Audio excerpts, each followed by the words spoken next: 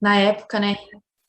E aí eu trabalhei um tempão aí com programação, e depois eu migrei para essa área de UX design, que é a que eu tô hoje, já vai fazer 3 anos, e estou investindo nisso, né, me aprofundando meu conhecimento nessa área agora, e estamos aí, um resumo é isso. Que maravilha, eu estou super curioso para saber sobre a trajetória de UI UX. É uma trajetória muito bem criativa e eu tenho bastante coisa para perguntar para você. Acredito que muita gente vai se identificar também com o que você faz. Tá bom, legal. E eu quero saber quem é o Guilherme Guimarães. Opa, então, eu sou programador aí, tô no mundo aí da programação faz um tempo já também. Acho que eu iniciei ali mais ou menos na época ali que a Luana também iniciou. Eu estava ali no finalzinho do ensino fundamental, início do ensino médio, e era mais que eu queria fazer uns joguinhos aí, não era nada assim. A ideia não era nada profissional, tanto que eu tinha uma ideia de seguir a carreira ali de engenharia mecânica. Eu fiz um semestre de engenharia mecânica, mas acabei vendo que a minha paixão mesmo é programação, porque eu pegava e eu me deparei isso daí quando eu tinha uma prova super difícil que eu tinha que fazer, eu tinha que estudar, né? E na verdade eu estava estudando programação. Eu falei assim, não, nesse caso não dá, eu vou larguei engenharia mecânica e fui fazer nessa área, né, de software, né? E foi o caso, escolhi o TF, né? Fiz parte da primeira turma junto com a Luana. E aí continuei, passei ali por startups, por empresas aí, desde pequeno porte até o grande, né? Hoje eu continuo aí trabalhando como desenvolvedor, principalmente com JavaScript, e é isso aí. Obrigado, Guilherme, bacana. Eu vou começar com as perguntas para a Luana também. Luana, olhando para trás, falando sobre a faculdade, quando você entrou lá no começo, para você, Guilherme, também vale essa pergunta. Quais são as expectativas que vocês tiveram com o curso e, eventualmente, que dificuldades vocês encontraram, caso vocês encontraram dificuldades no período da universidade? Vocês foram a primeira turma, né? A primeira turma de engenharia de software aqui de Dois Vizinhos. Sendo a primeira turma, como é que foi? Olha, eu lembro que quando eu soube que o curso ia abrir aqui em Dois Vizinhos, que é a cidade que eu moro, já morava na época, para mim foi uma alegria muito grande, porque eu não podia me mudar na época e, assim, ter uma universidade pública ali para fornecer um curso desses, que aqui no Sudoeste a maioria, né, é pago ou é integral, né, então, sendo à noite, assim, foi assim, uma oportunidade muito, muito legal que veio para cá. E eu lembro que teve bastante dificuldade, assim, por ser a primeira turma, né? Não tinha é, os laboratórios bem formados, né? Eram tudo assim começando junto, a turma foi andando e o curso foi evoluindo. E mas eu já trabalhava na área quando eu iniciei o curso, mas é sempre assim, foi bem diferente, né? Assim, é um choque assim no primeiro semestre ali, quando você é, percebe e conhece assim como que é o método de estudo, né, de uma universidade, e você está vindo lá do ensino médio, acostumado a ser de uma forma, e aí chega na universidade e dá aquele choque, assim, tipo, vou ter que estudar por conta, senão eu não vou conseguir passar nas matérias, e aí, né? Tipo, então você tem que acabar descobrindo o seu jeito de estudar ali, né? A melhor forma que você vai lidar com aquilo, para conseguir se adaptando, porque acho que eu acho o curso da UTF aí bem complexo, assim, então acho que desde o primeiro semestre tem que estudar muito, assim, e você vê que você tem que se dedicar, né, tipo, fora do horário ali, fazendo trabalhos e coisas assim, porque senão não consegue, né, então acho que que isso no final dá bastante orgulho, assim, de você saber que toda a sua dedicação você conseguiu, né, tipo, se formar e conseguiu finalizar aquilo. Eu esperava, assim, tinha como expectativa, eu queria realmente, assim, aprofundar meu conhecimento no sentido de, como eu já trabalhava na área, eu queria uma formação, porque eu queria que me desse mais oportunidades, né? Então, desde o início eu já sabia que tipo, que eu queria concluir esse curso, né? Eu queria realmente fazer ele, assim, era o que eu queria. E mas também tem o lado que o curso traz, que é da engenharia de software, que eu gosto bastante, então, e que eu fui conhecendo ao longo do curso, assim, que é mais esse lado de processo, e que acabou sendo algo que eu gostei bastante, então, que já não foi uma coisa que me surpreendeu, assim, no decorrer do curso, assim, mais voltado a esse conhecimento, além do que a gente, tipo, da programação, ali do que já é comum, né, de software, assim. Show. E Guilherme, como é que foi para você? Bom, da minha parte, quando eu entrei, na verdade, eu estava em São Paulo, não tinha nunca ouvido falar de Dois Vizinhos, né? Mas eu joguei ali, na verdade, em São Paulo. Um problema que a gente tem é que é complicado de achar universidade ali que aceita o Enem. E eu tava pensando, eu tenho aqui minha nota do Enem, eu vou ter que tentar vestibular para algum outro lugar, né? E chegou a época ali do SISU e eu procurei lá cursos da área, né? E eu me interessei bastante, vi que nem sabia que tinha curso de graduação de engenharia de software. Tinha em 2 lugares na época, os dois na UTF, né? Um era Dois Vizinhos e outro era Cornélio Procópio. E aí eu vi lá no mapa, analisei, falei assim, Dois Vizinhos está perto ali do Paraguai, eu acho que eu vou escolher Dois Vizinhos porque eu vou para o Paraguai todo final de semana. No final nunca fui para o Paraguai, né, até hoje, mas acabei escolhendo, né, e eu fui um pouco antes, acabei morando com um cara de agronomia, e aí ele me explicou como é que era a primeira turma do curso, e era uma universidade agrária, né, todos os outros cursos eram da área de agrária, e aí eu já meio que esperava algumas dificuldades que a gente teve, né, e por ser a primeira turma, né, a principal, que eu diria, foi na parte de infraestrutura, né, laboratórios, igual a Luana falou, e a gente tinha um problema bem grande de energia acabar direto, assim, isso foi melhorando bastante com o tempo, sabe, mas no começo era bem complicado, eu gostei bastante dessa área de engenharia de software, eu sempre quis ali seguir para a área de arquitetura de software, então um cargo de engenharia me ajudaria ali, não só na parte de código, né, que eu já tinha um domínio, mas em outras coisas que também a gente precisa de ter ali, além da programação, né, igual a Luana disse. Eu vi aqui que você começou a programar com 14 anos, é isso? 14 anos estava É, programando? Meu Deus do céu. assim, eu considero que eu comecei aos 14, mas assim, eu tentei começar bem antes. Porque assim, eu desde muito cedo, sei lá, 10 anos de idade, por aí, eu queria porque queria fazer uns joguinhos, né?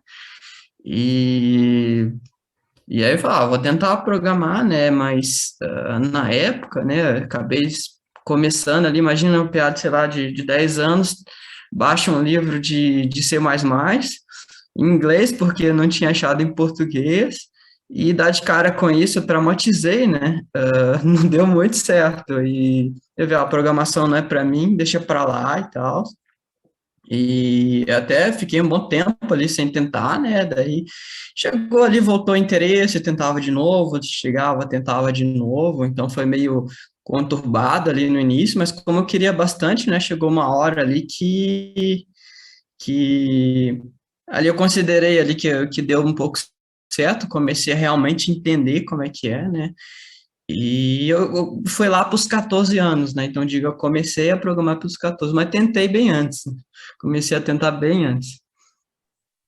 Deixa eu ver se eu vou me sentir muito velho perguntando para vocês. Alguém pegou programando usando FrontPage ou Dreamweaver?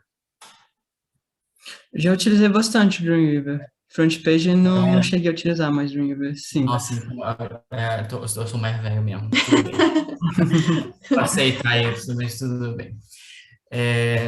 Estou vendo aqui, Luana, também que você vai começar a trabalhar na TOTUS, é isso?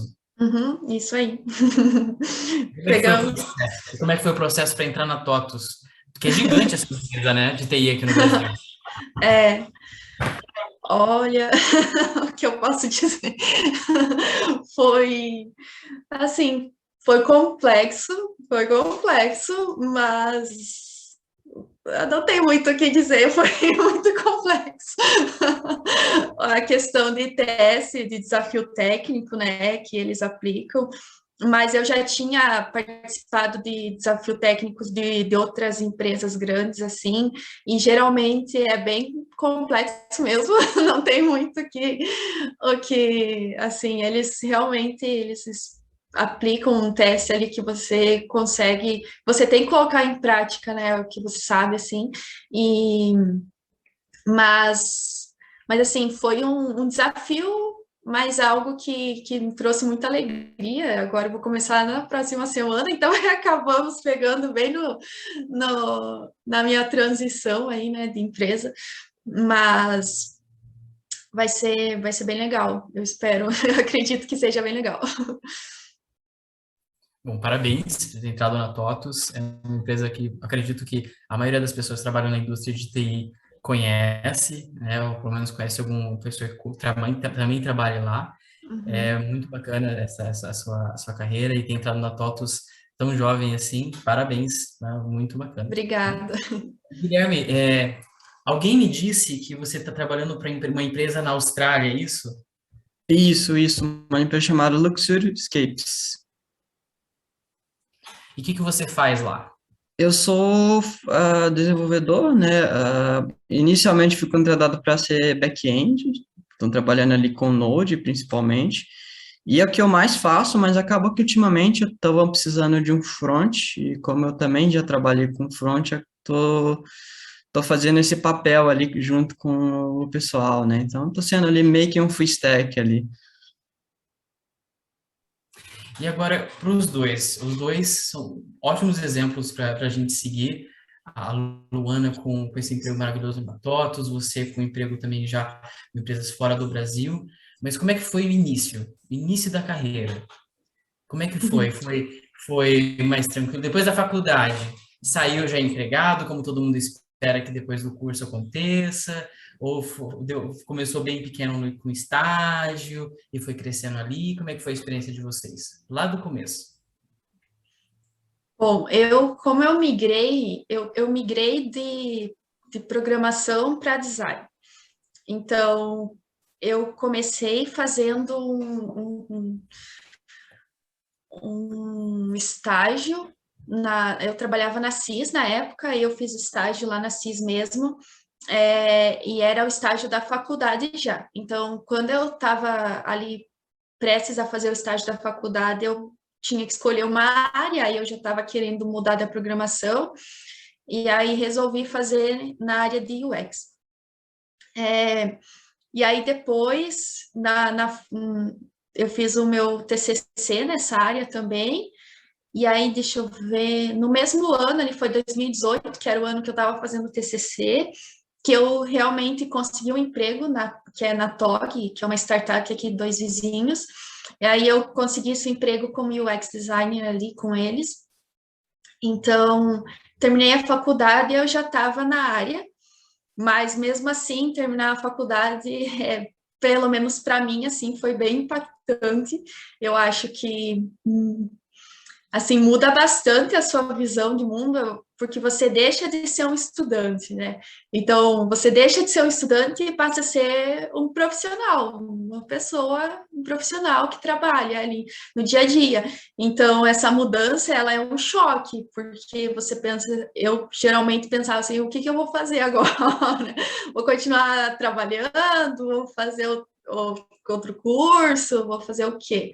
Né? Então, acho que assim, dá muitas possibilidades, né? Porque todas as noites ali que você ocupa é, indo para a faculdade, de repente você não tem mais, então você tem a semana inteira livre.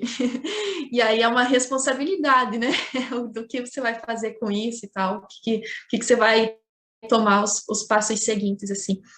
Mas de qualquer forma, assim, as coisas acho que acabam se ajeitando com o tempo, né? Tem que ter paciência.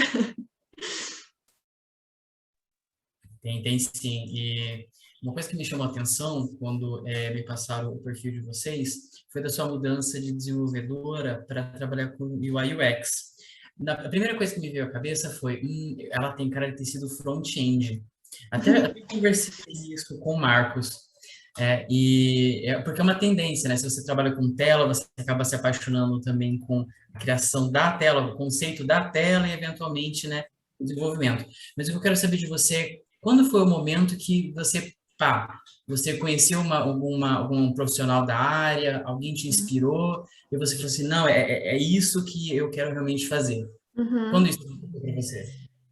Foi, foi assim, foi bem no início ali, em 2018, tipo, estava começando a se popularizar aqui, tanto acho que no Brasil, assim, claro que já vinha há mais tempo, mas aqui no Sudoeste, assim, se ouvia pouco falar.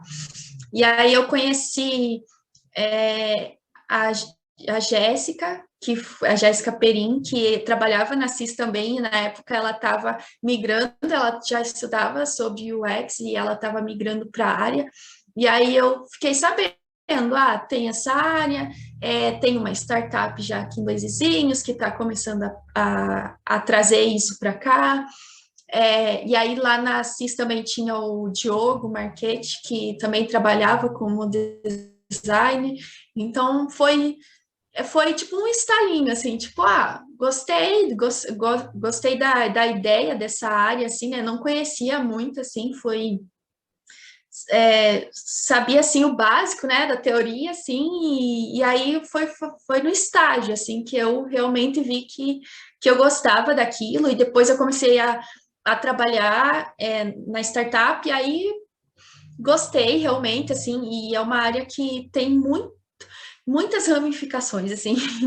Então, assim, eu acho que eu não, tipo assim, eu tô sempre aprendendo alguma coisa, sabe? E tem esse lado criativo também, então eu acabei gostando bastante. E vocês dois estão onde hoje? Vocês estão em Dois Vizinhos? Guilherme, você já está na Austrália? Você está por aqui? Onde vocês estão hoje? Eu ainda não estou na Austrália, estou em São Paulo. Na verdade, eu estou em processo aí entre.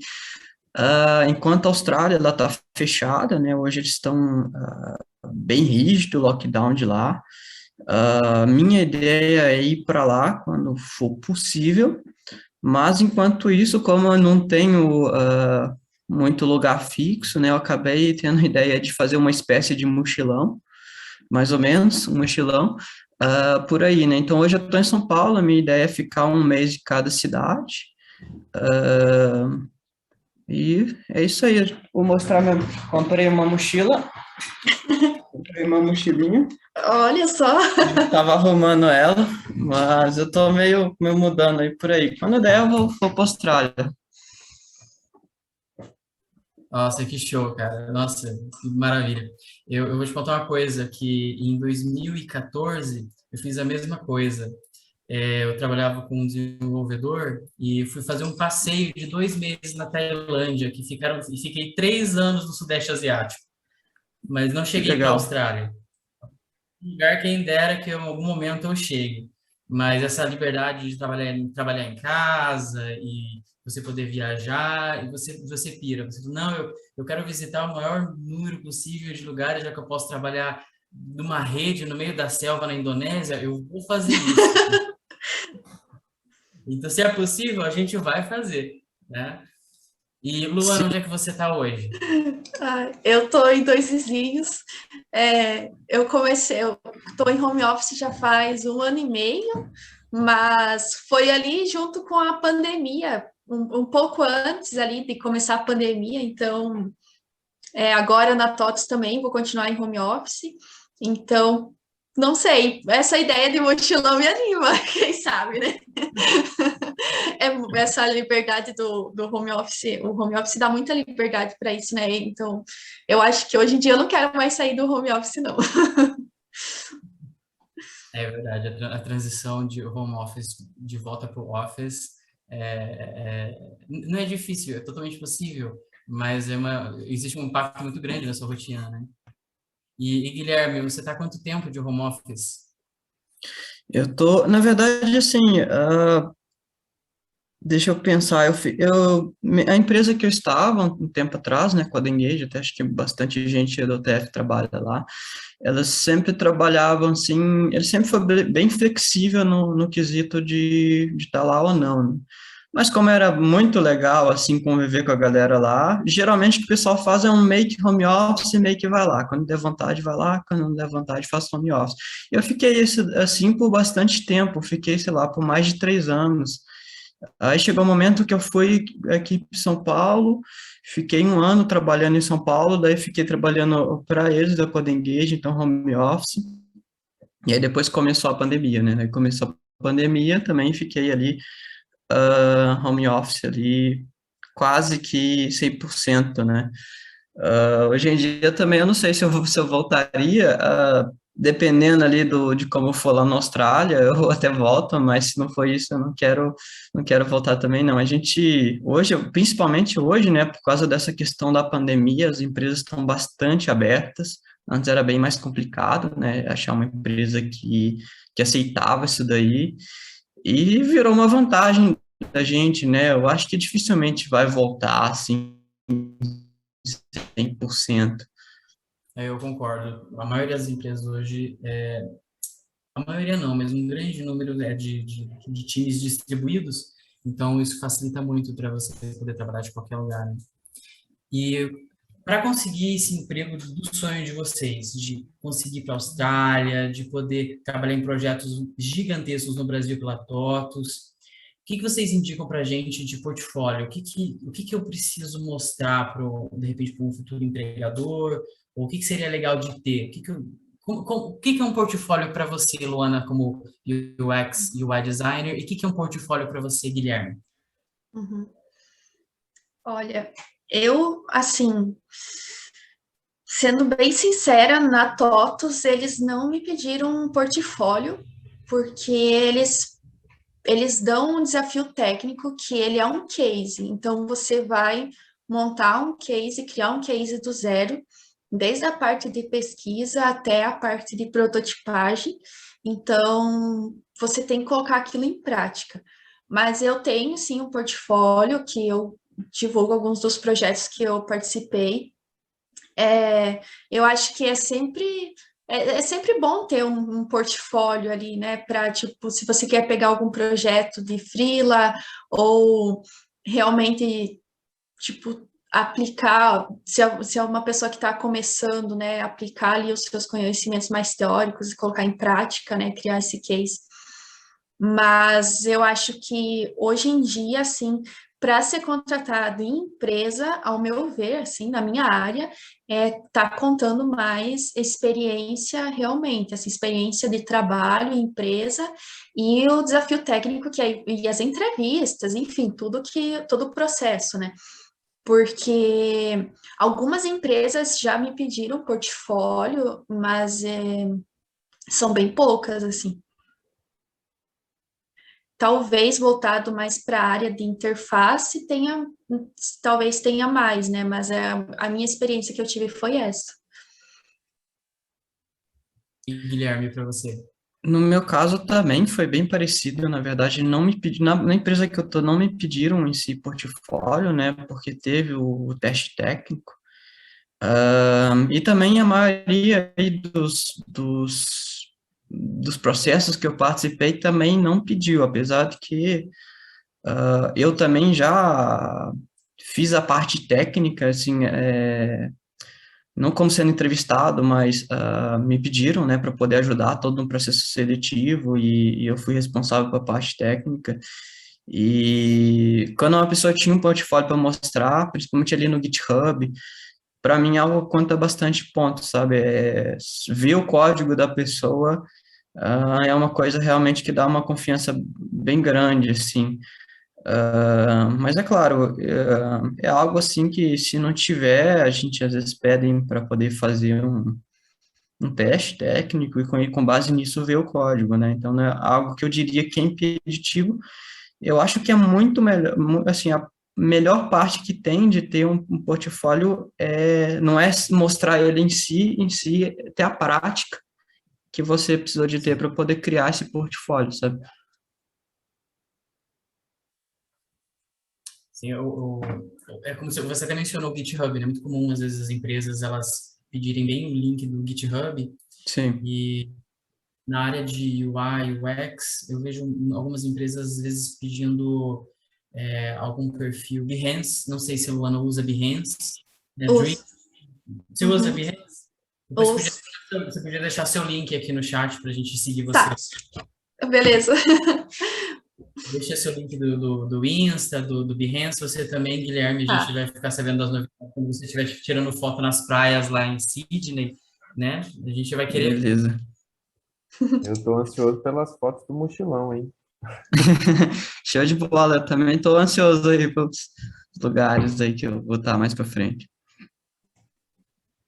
E quanto ao mercado de trabalho hoje, para vocês, alguém saindo da faculdade, ele precisa sair com o quê para ser alguém que seja empregável, né?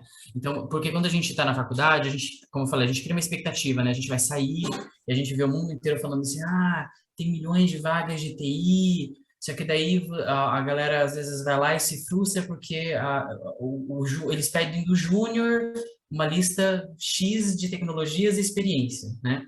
Para vocês, a empregabilidade de alguém que está saindo da universidade hoje, o que precisa? complexo.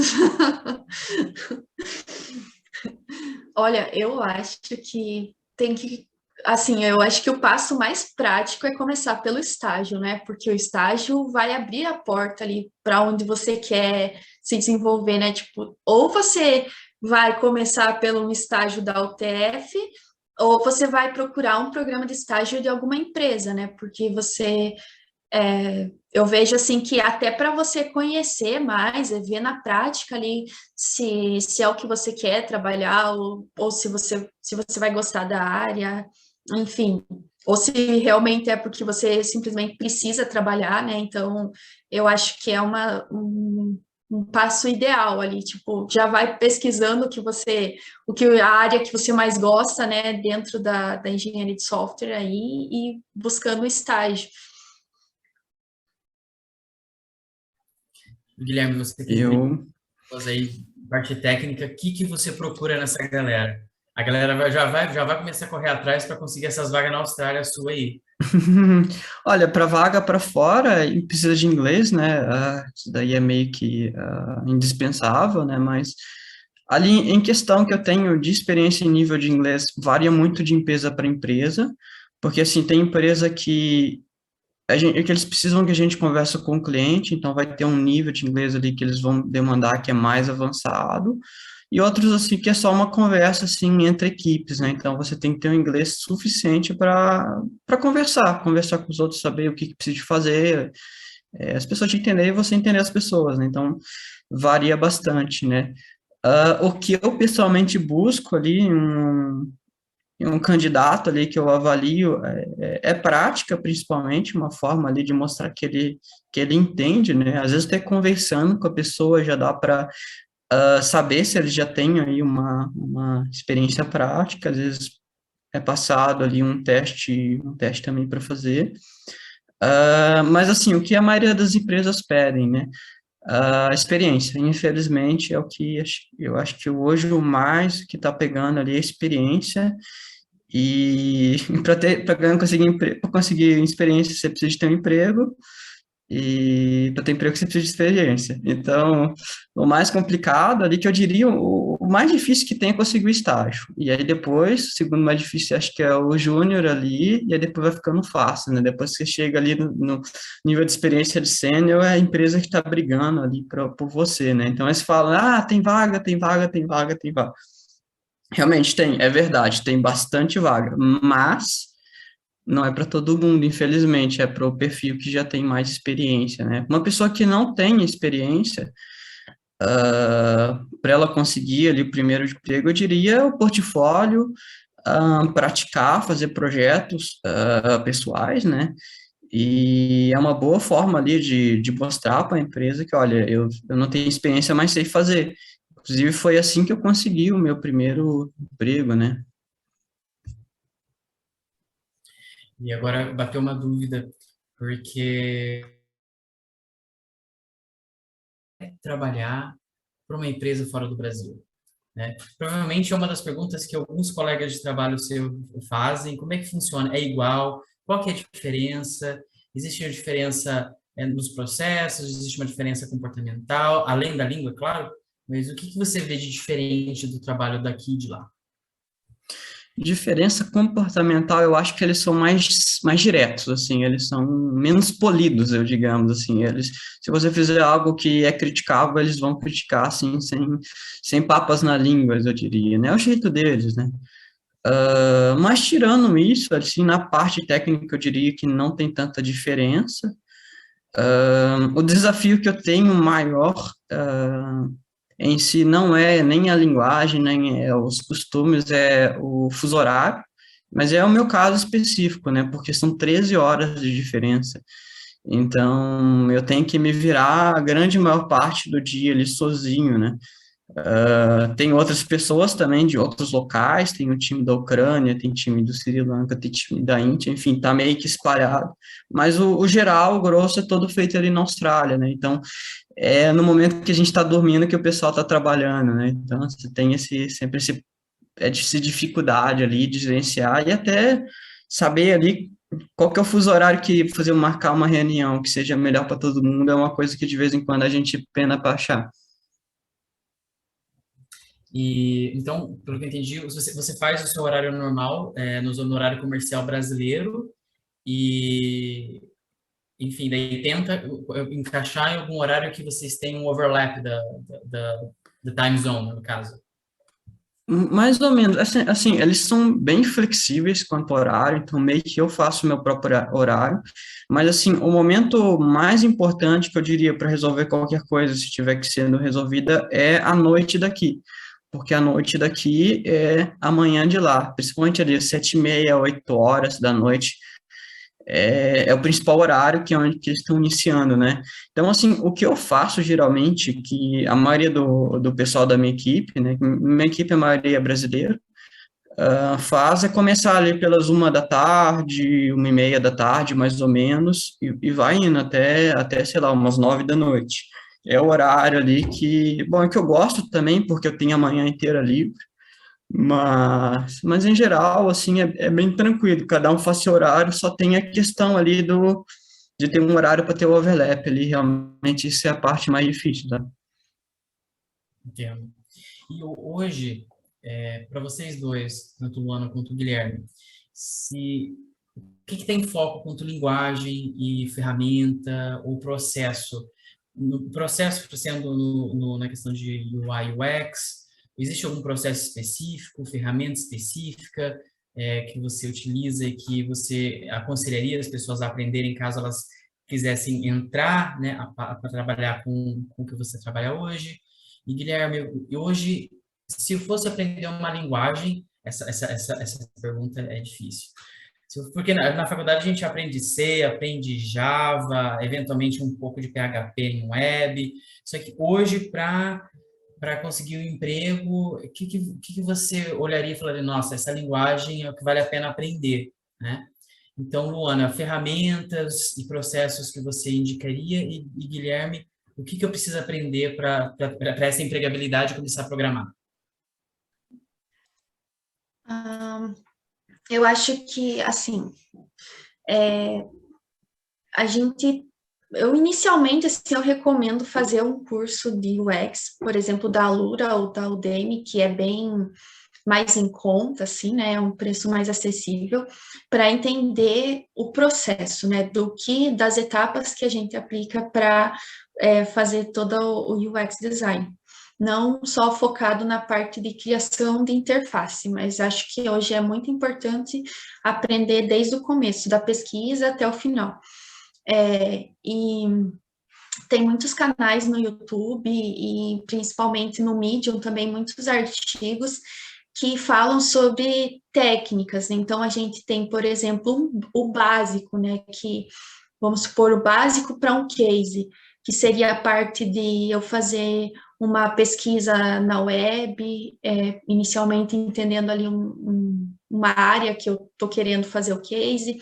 Eu posso criar uma persona, mapa de empatia, realização de entrevistas também. Então, tipo assim, eu aprendo como fazer uma persona, então eu vou buscar toda a teoria para eu poder aplicar isso na prática. Uma vez que eu aprendi, eu sei criar uma persona, então já posso aplicar no meu case.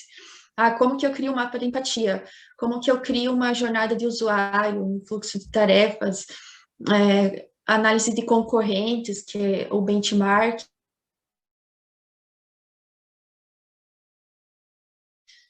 Pensar em quais mais, blueprint, tem inúmeras, essas são as principais, as que eu uso no meu dia a dia, mas tem várias outras, mas é importante ter uma base bem fundamentada disso, para você aprender assim, aprende a teoria e depois vai aplicando na prática, né? Faz até aprender realmente como criar e não ter dificuldades. E aí só então passa para a parte de interface, que aí a parte de interface a gente tem o Adobe XD, o Figma, tem o Sketch, mas assim, uma vez que você aprende, são formas, né? Você usa lá quadrado, um retângulo, importa ícones. Se você aprender a fazer no Adobe XD, você vai conseguir migrar facilmente para o Figma ou para o Sketch. Então, assim, a gente precisa ter uma base bem fundamentada, bem pronta, bem sólida, e aí a gente consegue variar nas ferramentas ali, né? Tipo, e depois passar para a parte seguinte, digamos que sei lá, fazer os testes de usabilidade. Então, aí a gente já tem ferramentas para testes de usabilidade também. Bastante, mas o bom é que como é uma área assim nova, a gente tem muito conteúdo na web gratuito para aprender, assim, muita coisa. Show. E Guilherme, a questão de programação, o que você vê de futuro, assim, vale a pena investir nesse caminho? Assim, de linguagem, eu diria que, assim, quando eu comecei, eu estava ali bastante focado em PHP, e aí eu vi uma oportunidade bem grande ali no JavaScript, ali, principalmente no Node e no React. Na época, quase ninguém utilizava desse nível. Claro, JavaScript sempre foi algo muito utilizado, mas é mais aquele de jQuery, que o pessoal faz uma coisinha ou outra, não como uma linguagem principal, sabe? E foi algo que eu apostei. Eu apostei, assim, eu vi um valor muito grande, eu vi, olha, vai melhorar, e eu falei assim, ó, eu vou me especializar nisso, porque eu acho que vai dar futuro, e deu. O mercado hoje tá, eu acho que hoje eu diria que seja o maior, e, e eu não vejo nenhuma outra, assim, que vai substituir, assim, nos próximos alguns anos, né? Então, assim, eu diria que uma coisa é você tentar já iniciar com algo estabelecido, esse aqui é o caminho menos arriscado, digamos assim, seria isso, começar com JavaScript, que hoje já está muito estabelecido, continua porque eu acho que vai ficar ali por uns bons anos. Outra coisa, se você quiser arriscar em algo novo, pode ser que algo bombe, pode ser algo que não, né? Eu diria ali nesse aspecto, Rust, e Dart ali, principalmente voltado para Flutter ali, mobile, algo que acho que para frente vai bombar. Mas apostas. Eu também tenho um certo conflito com Rust e Go, né? Porque as duas, está todo mundo desenvolvendo a linguagem para sistema e uma guerra de quem é mais rápido, mas o bom do Rust, eu estava inclusive conversando com o Marcos hoje, era sobre criar código em Rust e transformar em WebAssembly, Sim. sabe? Então, é uma coisa da qual eu olho, aí eu, né, daquela curiada, só que não invisto tanto tempo também, mas JavaScript, né, uma vez eu iniciar somente no navegador, mas hoje qualquer lugar tem JavaScript. Você piscou, tem código de JavaScript ali, né? Então, de fato, é uma boa aposta. E para a galera que está na faculdade e vai começar agora, de repente, a procurar um estágio ou algum trabalho como júnior, que tipo de conselho vocês dariam para essa galera que está começando agora, né? Porque muita gente às vezes entra na área sem saber muito, ou às vezes pessoas que desde os 14 anos de idade já criam sites e games. Para essas pessoas, que conselho você daria hoje? Quem está entrando agora? Que aí, primeiro ano. Um conselho. Olha, eu diria para já ir buscando colocar em prática, assim, o conhecimento que vocês vão adquirindo na faculdade. Eu sei que é difícil, às vezes a gente fica se sentindo muito perdido, né, na faculdade, tipo, que área que eu vou me especializar, ou que área que eu quero seguir, mas eu diria assim que usem esse tempo de estágio, de TCC, para vocês já irem descobrindo uma área que vocês gostam, né? E eu vejo que realmente o que falam é verdade, que se você faz lá o TCC numa área que você gosta, é muito mais tranquilo para você fazer, porque você, pelo menos, você está sabendo que você está investindo seu tempo ali numa coisa que você gosta, sabe? Que vai ter um retorno algum dia ali, além da formação, né, da nota. E é difícil, gente, mas eu diria para ir não persistir, não desistir, colocando em prática, aí, criando cases, criando portfólio, batalhando nessas empresas para conseguir o primeiro emprego, porque como eu concordo com o que o Guilherme falou, que é difícil no começo, mas depois que você pega experiência, aí você já, né, você já tem um período de experiência aí, e aí as portas se abrem mais, né? Da minha parte, eu queria dar alguns conselhos, não só um, mas eu acho que tentar ter experiência o mais rápido possível, porque eu acho que, assim, na nossa área é uma profissão muito de fazer, de realmente de experiência, você tem que fazer para poder ficar melhor. E é o que as empresas acabam buscando, né? Então, assim, o quanto mais cedo começar a tentar trabalhar nessa área, sei que às vezes é complicado, nem sempre dá, né? Mas, assim, o quanto antes a gente conseguir, mais fácil ali vai ser mais para frente, né? Porque, como eu disse, o começo é o mais difícil de todos, né? Então, se você esperar você terminar de formar para poder depois tentar um emprego, eu sei que para muita gente é só assim que vai dar. Querendo ou não, ainda vai ter um tempo ali para até você ficar melhor ali na área. Agora, quem no começo do curso já tenta buscar algo, ali quando vai estar no final do curso, o cara já vai ter uma experiência boa e vai ter ali o diploma, ou seja, vai estar tudo muito mais fácil, né? E assim, para quem não tem como, né, começar agora, e também para quem tem como, esse segundo conselho é para todo mundo, desde o cara que nunca programou para o cara que acho que tem a vida inteira programando, acho que é projetos pessoais. É assim, uma coisa que para mim que acho que eu aprendi bastante é marcar um horário, no meu caso é 1 hora por dia. Eu pego e vou dedicar a um projeto meu pessoal, sabe?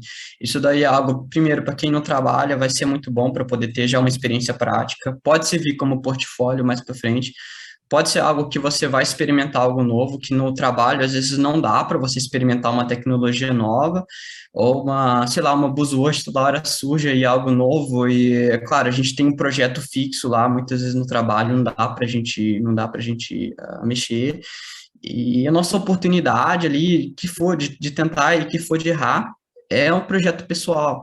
E de repente isso daí pode ser algo que até vira um negócio mais para frente, né? Então eu acho que sempre projeto pessoal é algo muito bom, assim, sempre que todo mundo conseguir é o que que eu aconselho. E eu diria que o inglês também, né? Principalmente hoje, né? Com essa questão aí do home office e também do nosso real aí desvalorizado, né? ah, tá cada vez melhor você tentar algo fora, né?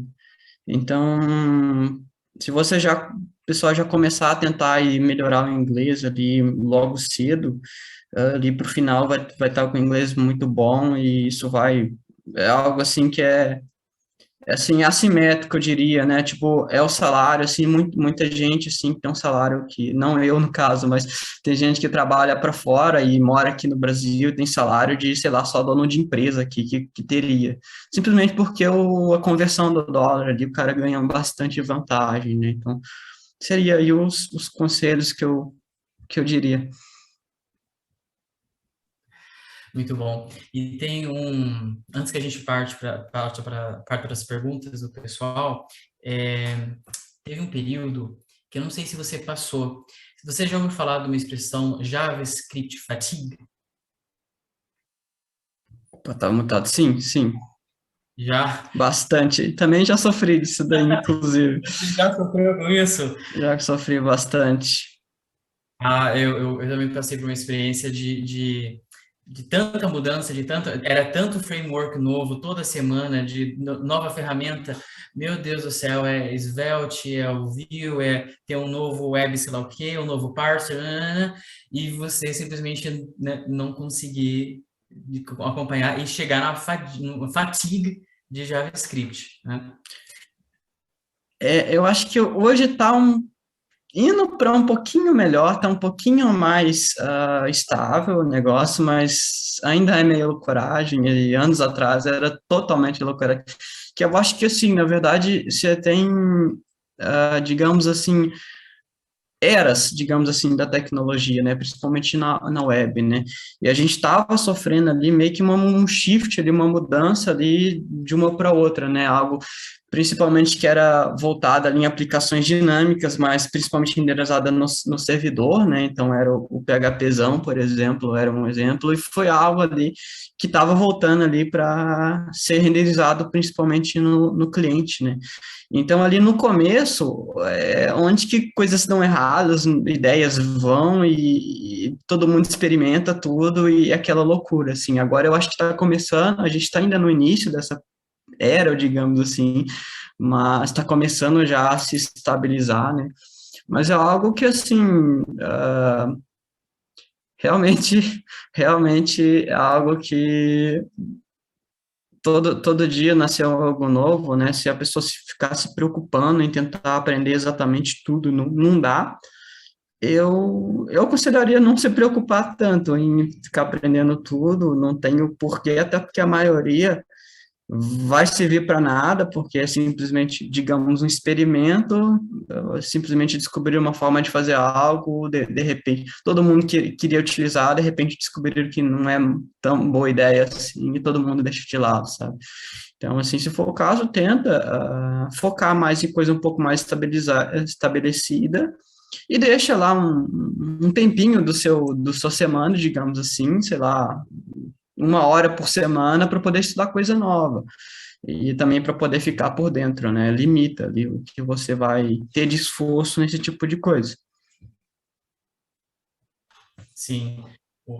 E para conseguir ficar atualizado, o que vocês fazem hoje, né? Onde vocês leem? Onde é que vocês tiram toda essa informação, né? Guilherme, você conhece Hacker News? Você visita Hacker News? Sim, sim, eu visito, é uma das formas, também Medium também tem bastante coisa legal, os próprios newsletter de vários lugares que eu acabei acumulando, então no e-mail chega bastante coisa. Mas acho que o principal, eu diria, que eu acho, é os trends do GitHub. Então, lá eu acabo vendo bastante projeto legal e descobrindo. E geralmente eu gosto de estudar bastante pela documentação oficial. Então, eu acho o projeto, legal, bacana esse projeto, vou no site oficial e leio por lá, sabe? É, mas é basicamente isso. Show. E Luana, onde é que você fica atualizada com questão de mudanças e novas técnicas de UX? Tem também outra coisa, vive tendo nova tendência de UI. Qual que era a última, que era neomorfismo? Era isso, né? Neomorfismo. Onde Uhum. você fica isso? Quando se tratando mais de interface, é Behance e Dribble, realmente, assim, o Dribble, ele já vem mais com os projetos aí do neomorfismo e tem a galera lá que posta muitos projetos super modernos, assim, questão, assim, até para quem quer se especializar mais na área de interface, então o Dribble é sensacional. O Behance, ele já tem bastante projetos, cases que são completos, mas também traz um pouco mais de pesquisa, né? Medium, assim, tem uma galera que tem experiência na área e posta lá, tá sempre postando, até quando a gente está ali desenvolvendo algum projeto, surge alguma dúvida qual componente eu vou utilizar, qual que é a melhor forma de fazer tal coisa, então o Medium sempre tem algum artigo bem prático, assim, que traz experiências desses profissionais, e eu, ultimamente eu tenho gostado bastante de assistir vídeo no YouTube ou podcast de profissionais assim que relatam o dia a dia assim da experiência deles e tal, das técnicas que eles usam para tentar ver se eu realmente estou alinhada com o que essas pessoas estão utilizando, né? Porque como é uma área assim que a gente não tem um processo rígido, né? Cada um pode fazer o seu processo desde que o resultado final você proporcione uma boa experiência, traga resultados, né? Então, é muito bom buscar ver o que esses profissionais aí, principalmente, porque cada empresa trabalha de uma forma, então a gente tenta buscar aí o mais próximo do meu dia a dia, mas também acompanhar um pouquinho lá de como empresas maiores estão fazendo. Maravilha. Bom, agora todo mundo sabe onde a gente vai procurar as informações para chegar lá. E, gente, vamos passar agora para as perguntas. Estou vendo aqui, tem uma galera já querendo saber de salário, como é que faz para receber em dólar australiano. Vamos tentar descobrir como é que funciona essas coisas aí. A pergunta aqui do Guilherme também. Qual a burocracia que você encontra para receber o seu salário? Então, hoje, na verdade, para a empresa que eu trabalho é bem tranquilo, porque a Lux é uma empresa que eles querem, na verdade, eles já têm um processo ali de tentar espalhar ali times pelo mundo, né? Então, o principal ali, a maioria da empresa está na Austrália, né? Então, você tem um time bem grande de Sydney, tem um time bem grande de Melbourne, mas fora isso também tem time em Sri Lanka, Índia, Ucrânia, vários outros lugares, né? Brasil.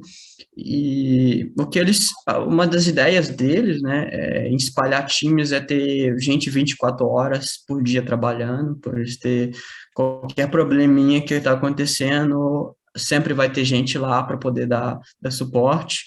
Mas o que eles fazem é o seguinte, eles escolhem um time, assim, ó, vamos formar um time em tal país, beleza.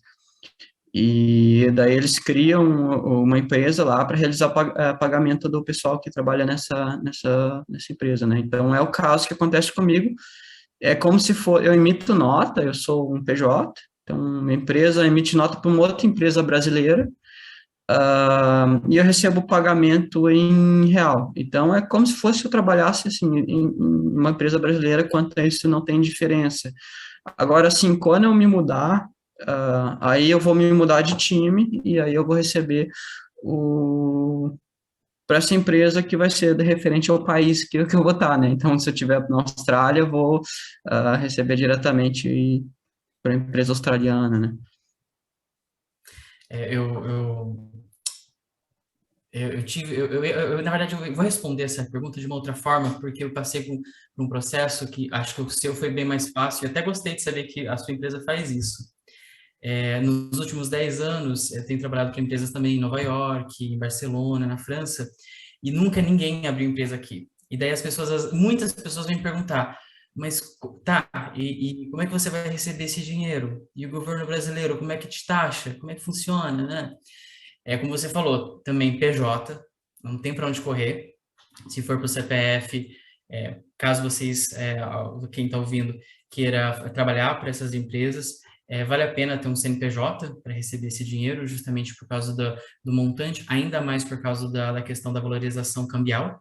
Então, pelo CPF não vale a pena. E na maioria dos casos, na verdade, diferente do Guilherme, essas empresas, elas mandam como ordem de pagamento. Essas ordens de pagamento, elas vêm em dólar americano ou em euro, principalmente, dólar em euro, principalmente, e quando ela chega, essa ordem de pagamento na sua conta, o banco te avisa e você dá baixa nessa ordem de pagamento, basicamente.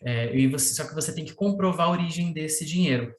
Só que, como a nossa atividade já está sendo tão comum de tanto programador trabalhar para empresas fora do Brasil, pelo menos no Itaú, onde eu opero, já tem opção de serviços de programação ofertada para país fora do Brasil e justifica aquele dinheiro de entrada. Mas é a primeira vez que eu vejo um programador que recebe, uma empresa vem abrir uma empresa no Brasil para te pagar. Eu achei muito legal, muito diferente. A maioria da galera com quem eu conversei sofre com isso, porque realmente é burocrático de você dar baixa e você tem que realmente apresentar papéis e contratos, emitir as notas fiscais, enfim. O meu irmão, por exemplo, ele trabalha numa empresa de fora também e tem esse problema, né? Tem as taxas que ele paga e tudo mais, né? Essa é mais tranquilo. Só respondendo uma outra coisa aqui que também perguntaram lá, não, infelizmente, meu salário hoje não é baseado no salário australiano, né? Infelizmente, porque é um dos maiores salários do mundo, né? Mas quando eu for para lá, vou receber igual um australiano, né? Mas assim, hoje para cá eu recebo, digamos que bem, muito bem para um brasileiro, né? Acho que vai ser difícil de eu achar uma empresa que me pagaria o que eu recebo hoje de lá, né? Sim, sim. Muitas empresas fazem isso mesmo e a contratação na América Latina está sendo bem forte. O que é bom para a gente, para todos nós.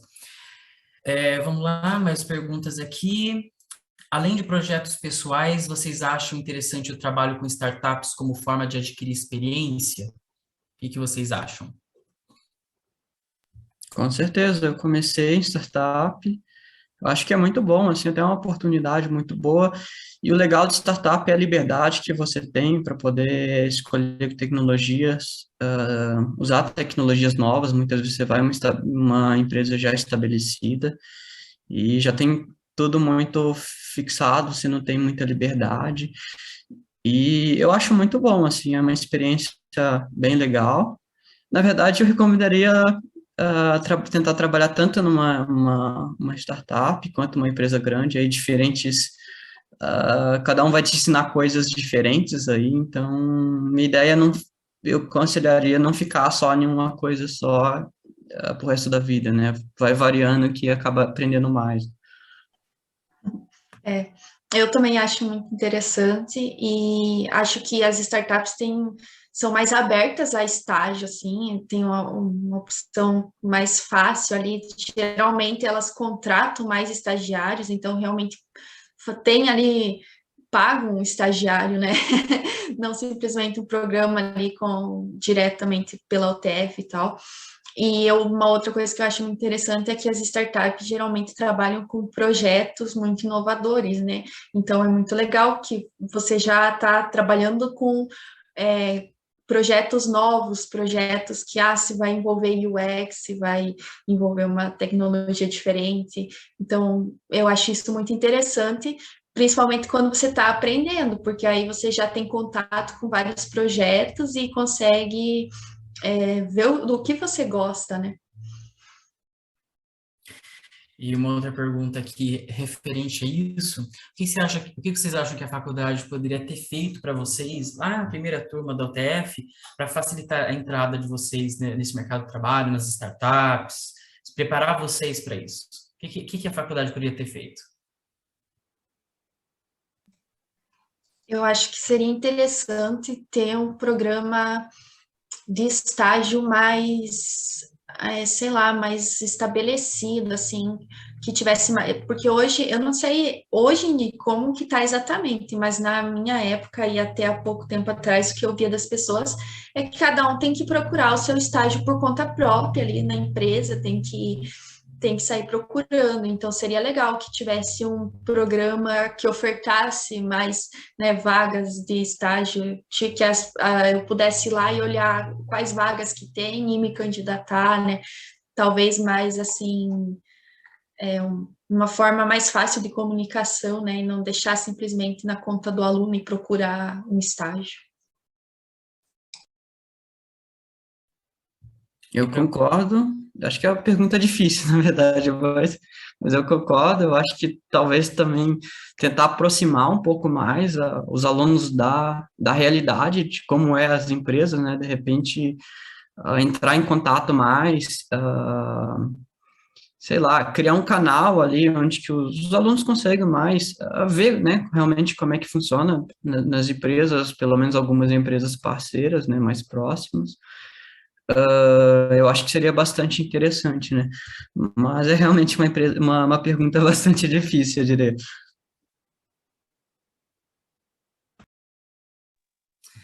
E a pergunta agora do Arthur, existe a maior possibilidade de crescimento numa empresa grande ou de pequeno porte, uma startup?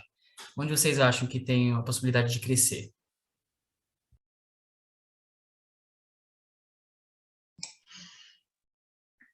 Olha, na minha opinião, eu acredito que tem a maior possibilidade de crescimento em empresa de grande porte, né? Porque eu vejo que as de pequeno porte ali vai ter poucas profissões, poucas pessoas atuando, então os processos são mais enxutos, às vezes não são tão completos, e aí quando você pega uma empresa de grande porte, por exemplo, hoje em dia tem empresa, sei lá, tipo Nubank, que tem uma pessoa que trabalha com interface, tem uma pessoa que trabalha com UX Research, tem Product Design, são todas, enquanto uma empresa, por exemplo, aqui do Sudoeste, vai ter um UX Design, que vai trabalhar com tudo isso.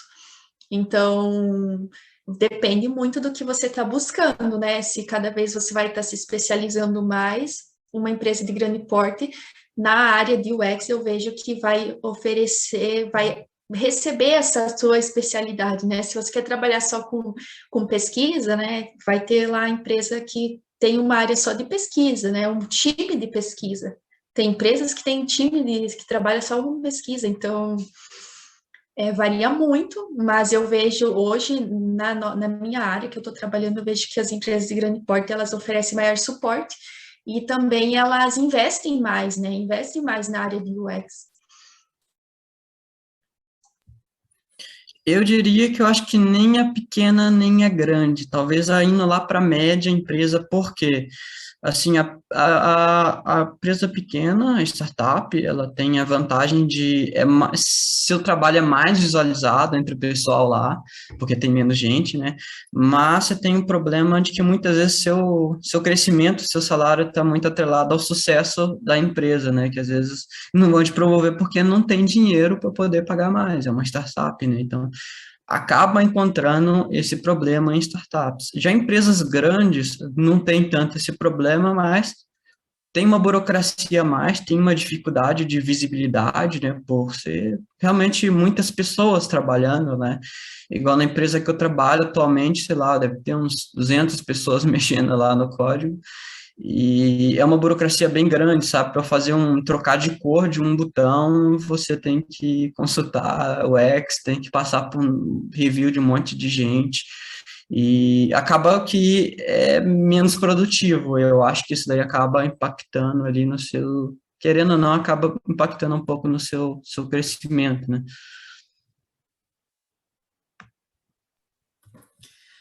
E uma pergunta agora do Guilherme.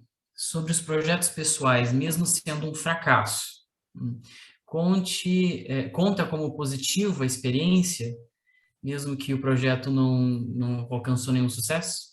Eu acho que não tem fracasso em projeto pessoal, cara. A não ser que você não aprendeu nada, sabe? Eu acho muito difícil. Eu acho que, pelo contrário, o que você pode considerar como fracasso são os que você tem mais sucesso, porque você aprende, são os que muitas vezes a gente aprendeu mais com eles, sabe?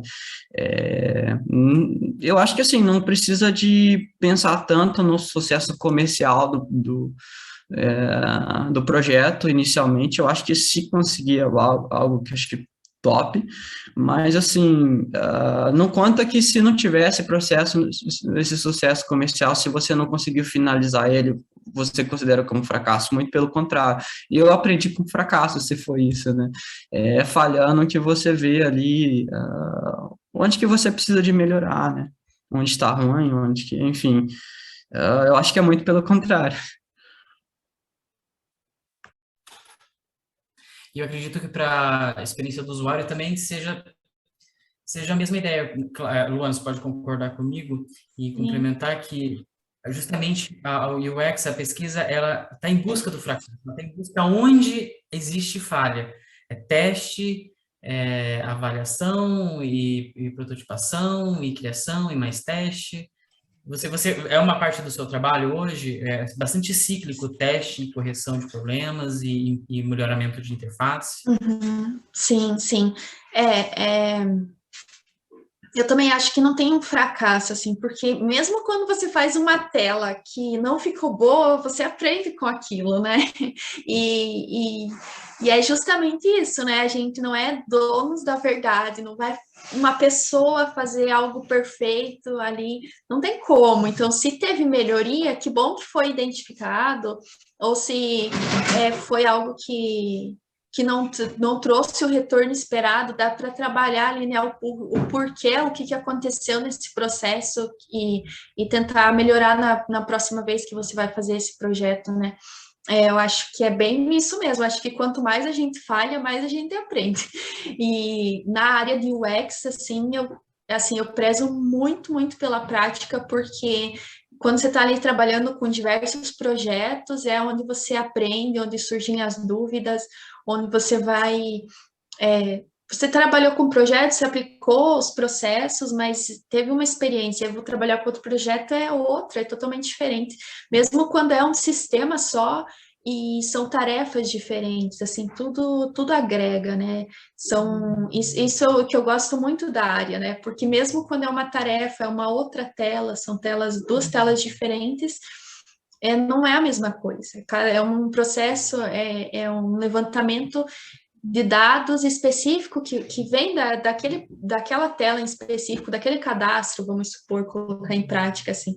Então, acho que tudo é válido ali, não adianta. E para você fazer um projeto bem feito, tem que ser na prática. Até tem a questão, né, de, por exemplo, você fazer um projeto, achar ele muito bom, aí depois de um ano você vai ver o projeto e tá ruim, você não achou ele bom mais. Porque naquela época você achava que era bom o suficiente, mas hoje em dia não é mais, porque você já evoluiu, né?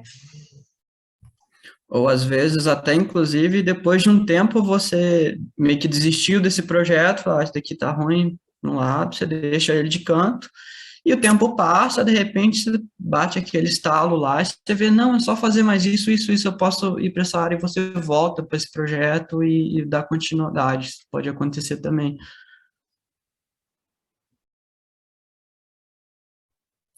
Show, vamos passar para a próxima pergunta.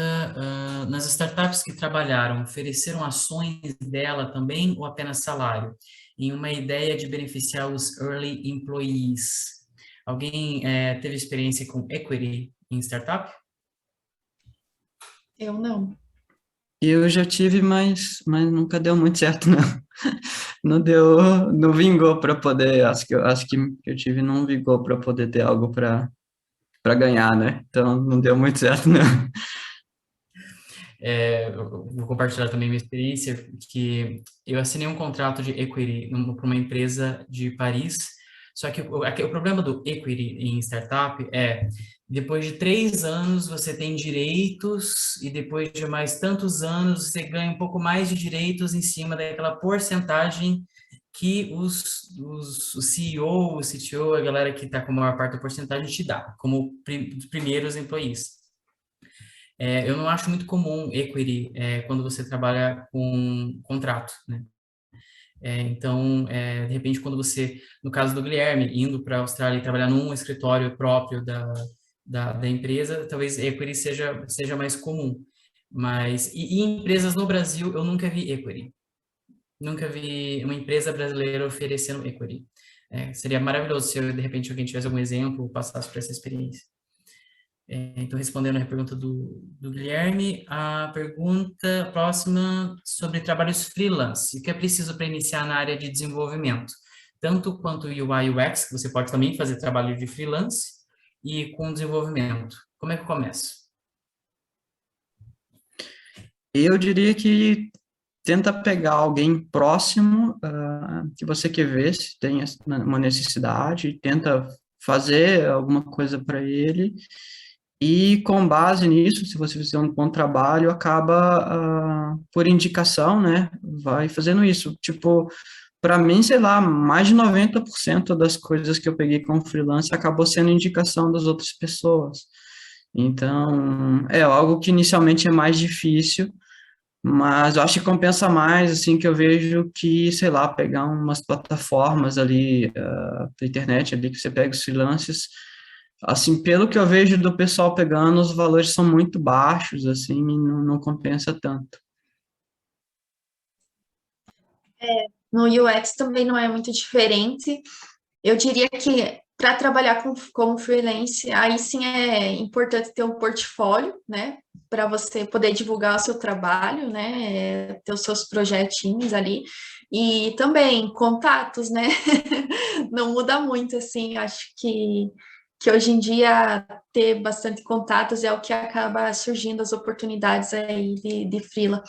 Uma coisa interessante também que eu queria comentar é que o pessoal de UX recomenda muito também fazer projetos talvez para ONGs ou empresas ali que não têm dinheiro, condições de investir num time de design, então você presta seu serviço ali para uma ONG, para uma dessas empresas, para ter um case mais próximo, né, do real para adicionar no teu portfólio. E isso me lembrou, inclusive, tem algumas plataformas que elas ligam, conectam designers e desenvolvedores justamente com essas ONGs que precisam de trabalho justamente para desenvolvimento de sites, de uma landing page para algum projeto deles que está sendo desenvolvido. E é realmente uma ótima ideia de repente, né, fazer um trabalho bacana para uma ONG que está ajudando crianças, animais, e ao mesmo tempo você tem um item para mostrar, né, no seu portfólio, para o seu futuro empregador. É uma boa ideia. Uma pergunta do Wallace sobre o inglês. Vamos lá. Como é que vocês aprenderam? Conta própria? Fizeram um curso específico? Como é que é a experiência de vocês com outras línguas? Eu estou aprendendo ainda. Não estou no nível do Guilherme ainda de trabalhar para empresa de fora, mas pretendo um dia. Eu também considero que eu estou aprendendo ainda, já consigo me virar, né, já é o suficiente, mas, assim, eu fui muito autodidata, principalmente no começo, na verdade, o basicão eu aprendi meio que jogando videogame, essas coisas, vai lendo e vai aprendendo, né, mas só meio que o basicão, né, com base nesse básico aí, eu comecei a já ir mais voltado para aprender inglês, foi os filmes, aí inicialmente com a legenda em inglês, e aí depois eu tentava tirar a legenda, e fui pegando assim, e com base nisso eu consegui melhorar bastante o listening, né, entender o que eles estavam fazendo, mas eu percebi que ainda meu speaking, eu estava falando, estava bem fraco, né, eu comecei a fazer Cambly, ainda estou fazendo, conversando aí com professores aí nativos, é uma coisa um pouquinho cara, mas eu acho que ainda é a melhor forma de você aprender conversando, sabe? Mas é basicamente isso. Se alguém souber também formas melhores, aí pode falar que eu também quero saber. Não tem para onde correr, tem que aprender inglês. Eu também falo para todo mundo, galera, inglês, inglês. Entrou na faculdade agora, ó, tem 4 anos para você aprender a falar inglês, fala logo. Mas, bom, muita gente já está saindo da faculdade falando inglês. Mais alguma pergunta? Não temos mais nenhuma pergunta no nosso chat. Alguém gostaria de deixar mais uma última pergunta? Me pediram para falar sobre o mochilão, falar um pouquinho sobre o mochilão enquanto vão escrevendo a pergunta, pode ser? Conta o mochilão, eu também estou curioso. Vai lá. Então, na verdade eu vou iniciar meio que agora, né? Meio que surgiu aí na ideia que eu tive que eu passei umas férias, as férias ali entre o serviço ali, um serviço e o outro, nesse que eu tô agora. Eu fiquei ali um mês em um Airbnb e consegui um desconto bom. Eu acabei percebendo que se você fica um mês inteiro no Airbnb, você pega uns descontos assim, sei lá, 30%, às vezes 50% de desconto. E eu vi, ó, a internet era boa, dava para eu trabalhar e tal. Até no começo da hospedagem eu comecei a trabalhar, né? E gostei muito, muito mesmo. E falei assim, cara, eu vou continuar assim, né? Como eu tenho a ideia de me mudar lá para a Austrália, para mim não começava muito ficar muito, sei lá, comprar muita coisa para minha casa, não sei o que lá e tal. Eu vou aproveitar e vou ficar viajando, né? Então, minha ideia é ficar assim, um mês em cada cidade, ali ficando no Airbnb. Eu pego ali um lugar ali sozinho, né? Então é um mochilão meio Nutella, mas eu meio que preciso porque eu preciso trabalhar, né?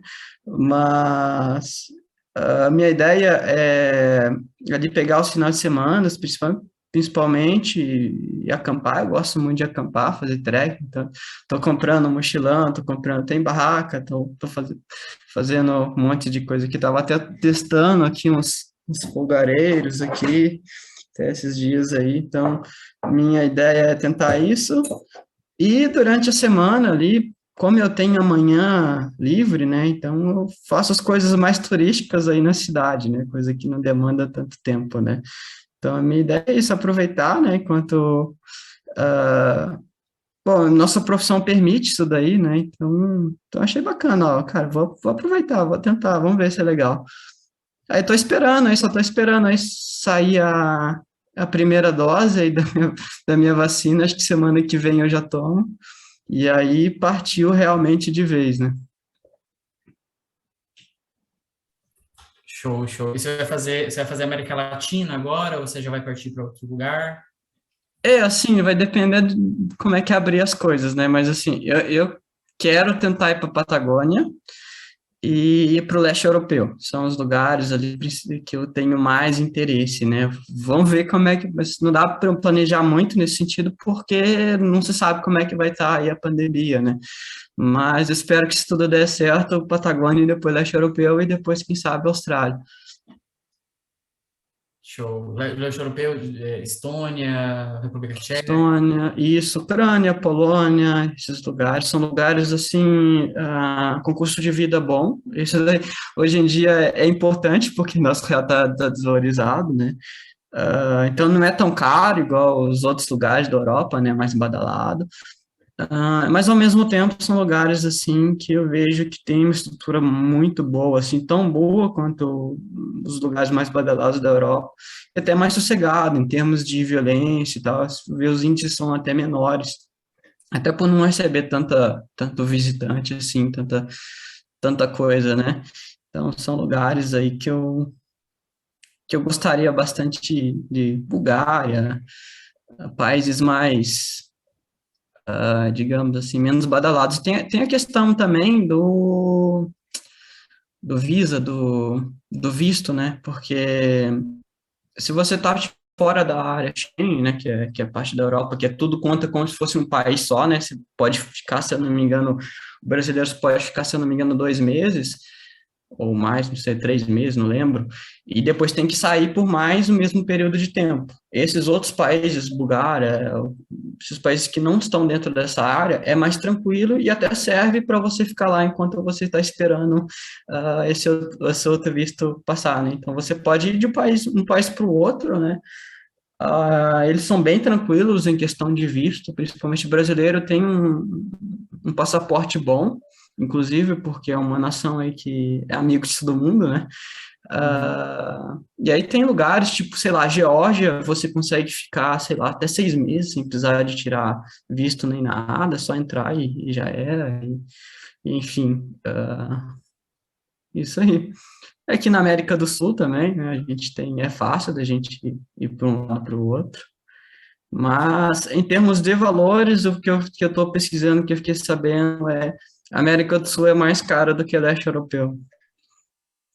E eu vou te dizer uma coisa, Sudeste Asiático é mais barato que qualquer outro lugar que você for. Também, boa, bem.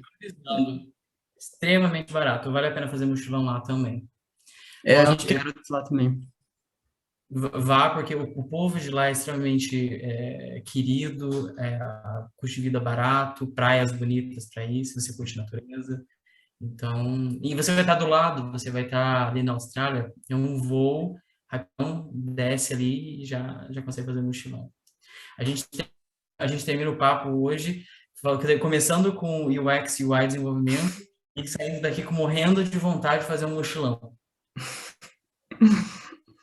Show de bola. Alguém mais tem alguma pergunta? A gente vai encerrar, então, o nosso papo de hoje com a Luana e com o Guilherme. Eu já, de início, agradeço o tempo de vocês. Obrigado por compartilhar com a gente a experiência que vocês estão tendo, as dificuldades, as alegrias, as tristezas e os caminhos que a gente pode ir, né? Quais são as possibilidades e com a experiência de vocês, mostrando para todos nós aqui, a gente sabe aonde a gente pode alcançar também, né? Às vezes a gente não sabe um caminho que pode alcançar, a gente vê um bom exemplo. E é muito bom ter vocês como exemplo aqui para a gente. Tá bom? E também, em nome do Centro Acadêmico, aí, agradecer pela presença Obrigada, eu que de agradeço vocês. também. Eu acho que é bem Bacana, eu importante que agradeço também a esse oportunidade. contato aí com pessoas já egressas, com pessoas que já estão aí no mercado de trabalho. Foi muito bom bater esse papo com vocês, pessoal. Bacana, muito obrigado aí, pessoal. Qualquer coisa aí, pode contar com a gente. Isso aí. Pessoal, até o próximo papo, então. Boa noite. Boa noite a todos. Valeu.